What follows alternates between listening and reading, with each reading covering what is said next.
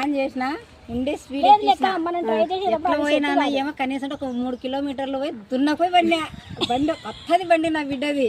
బండి ఒకసాట నేను ఒకసాట మోచేతులు మోకాళ్ళు మొత్తం దొరిపోయి రక్తాలు కాడుతున్నాయి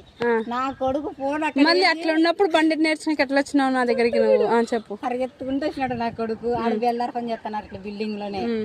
ఒక్కని వల్లుగుని దిగుకుంటూ వచ్చినారు నా కొడుకు ఇంకొకటే మాట అన్నాడు స్కూటీ జోలికి రావు కదా దాని గురించి ఏం తెలుసు అని అంటే నీ సెల్లులో మాట్లాడితే నీకు అయిపోయానా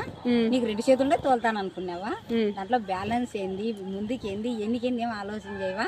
స్కూటీ జోలికి రావద్దని అన్నాడు రక్తం కళ్ళలో చూసినా ఖచ్చితంగా నేర్చుకోవాల్సిందే పెట్టే ప్రసక్తే ఉండదు అని ఇట్లా మోకాళ్ళ ఆడుకుంటా అట్టనే నడుచుకుంటా మళ్ళీ ఎట్లా వచ్చినావు నా దగ్గరికి ఖచ్చితంగా అంటే నేర్చుకున్నా భలే ఇంట్రెస్ట్ తెలుసా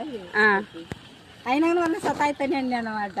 రోజు వాడు బండి ఈగపోయినా కానీ దాన్ని దొబ్బేది తొలగపోయేది దాన్ని ఎక్కువ దానికి ఇమ్మని ఏం ప్రయాసం చేస్తాను నేను కానీ వాళ్ళు మాత్రం నాకు ఎంకరేజ్ చేసేవాళ్ళు కాదనమాట అదే పరిస్థితి ఎట్లా ఫ్యాక్టరీలోకి వచ్చినావా